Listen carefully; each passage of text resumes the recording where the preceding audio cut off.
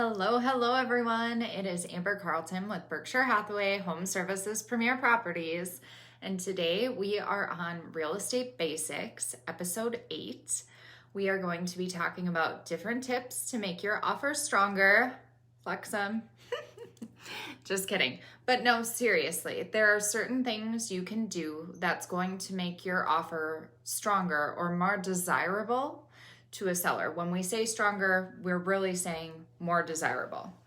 So some of the things you can do, last month we talked about in episode 7 contingencies. The less contingencies you have, the stronger your offer is. So let's say you have a home to sell, but maybe you could finance without selling that home, or maybe there is a family member or somebody you could use cash from and pay them back afterwards, finance the home afterward, but purchase the home with cash. An offer that has no contingencies is likely to win over an offer that has contingencies. And if you have to have them, you have to have them. That's okay. These are all just little tips on anything you can do to make your offer more desirable. Doesn't mean you have to do them. Take it or leave it. It's what it is. Okay? So another thing to consider would be your lender. Who are you using as a lender? Do they have a good name in the area? Have a lot of realtors in an area like ours. Our area is small enough where a lot of realtors know what lenders can get the deal done and what lenders might be saying they can do things that they can't do. A local lender who is known to get the deal done is way more likely to win out over a online lender, a Quicken, a Wells Fargo. And that's simply because we know we're not going to run into issues with specials. We know we're not going to run into issues with termite inspections, which we just don't see in our area. We know what we're going to get. So we advise our sellers, hey, I know this lender is amazing. I've worked with them several times. They're going to get the deal done versus I have no idea.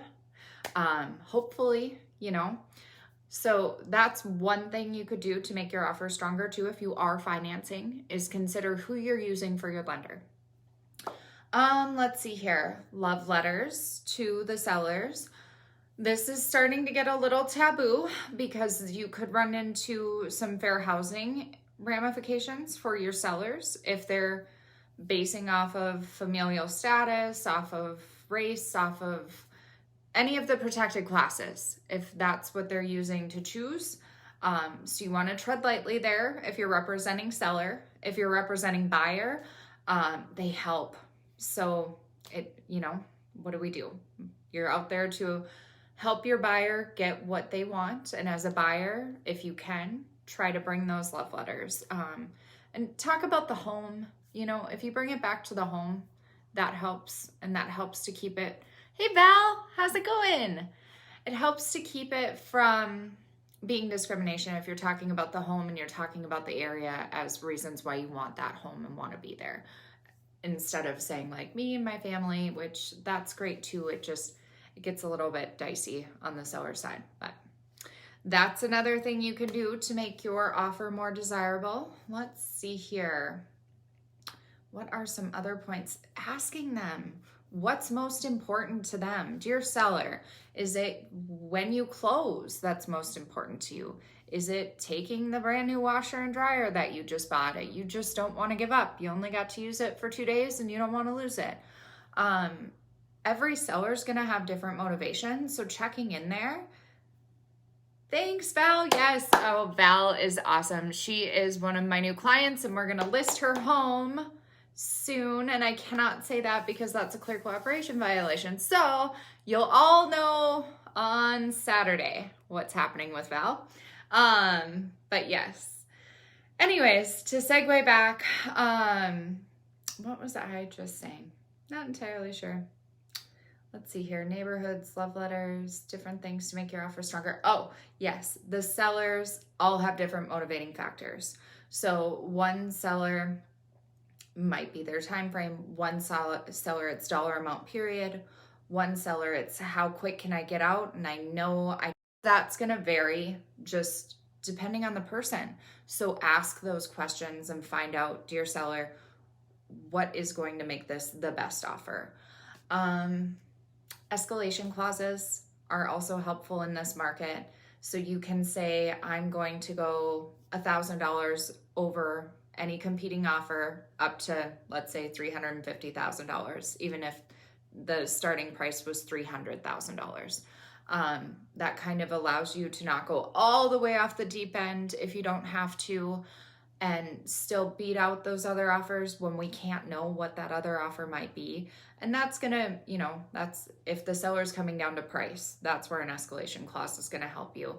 And I have had buyers say, well, if I say I'm gonna go up to 350 and asking is 300, but I want the house so much, how do I know what the seller's not gonna take advantage of me?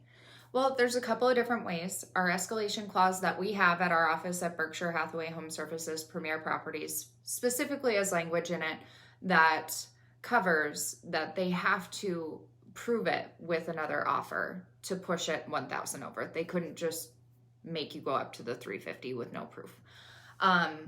I've had several of these situations and they haven't. It's really been, we said we would go up to $1 million, but we stopped at 965 or whatever it might have been. So just having a little faith that they're not just going to push it and see what happens. So escalation clause, another thing you want to keep in mind. That should always be a separate addendum. It shouldn't be on the purchase agreement because sometimes we think we're going to be in multiple offers and then the other offers don't come through. So you wouldn't want to fold your hand if you didn't have to. Always talk to your realtor. They're going to know what's best. But these are just some tips and tricks to have up your sleeve in this wild market we're in right now, to go out there and really bring your best game, because you'll need it right now, you guys. It's just wild. So just getting creative, talking to your lenders. Could you do a bridge loan? Could you do some sort of subordinate financing where you might be able to buy the house non-contingent and then go ahead and do a full mortgage, kind of a traditional mortgage afterward? It's not always going to be an option. And if you need your contingencies, like inspection, financing, if you need to do those, if you need to sell your house before you buy a new house, you need to sell your house. That's okay. These are just, if you have the option, it's going to make it easier for you. Let's see here. I had just thought of one other thing. Oh, inspection. This one's tricky. If you have someone that you really, really trust who could maybe walk through and say, yeah, it's structurally sound, all of these things look good, like your big money items for the most part look good, then you might want to consider waiving the inspection. That will also make your offer look stronger. The kicker there is that's super risky. I mean, an inspection is only a snapshot in time, but it does give you a really good idea on what all is going to be coming down the pipeline that you might want to take on for fixes in that house. Or if you might just want to say, bye, no, not the house for me. Home inspections are crucial. So be careful, like really weigh it out. See if you can get somebody into the home to look at it first while you're touring it. I know this market is really fast, but if you have someone who's clutch like that who could come to the showing with you to kind of walk it and say, yeah, I think you're good, or no, you're not, that might be another thing to consider. I think that's about it. So think about who you've got for a lender. Local, reliable is best. Hey, Chris. Think about what you have to have for contingencies or what you could give up. Think about what's best for the seller, because it's not always price. If you're a buyer, probably write that love letter. If you're a seller, look at those with fair housing in the back of your mind. Don't discriminate against any potential buyers. Look up the protected classes. Your realtor should be counseling you on that to make sure you're staying compliant. I think that pretty much sums it up. But if you have any other questions, please reach out to your realtor, reach out to me. If you don't have someone that you're working with, I'm more than happy to help. Let me know in the comments below what you guys want to hear about next month. So far, I've just been going with anything that I think is timely, and I can keep doing that, but I would love to hear what you guys want to hear about, okay? I super appreciate you tuning in, and have a great rest of your day. Enjoy the sunshine. Bye now.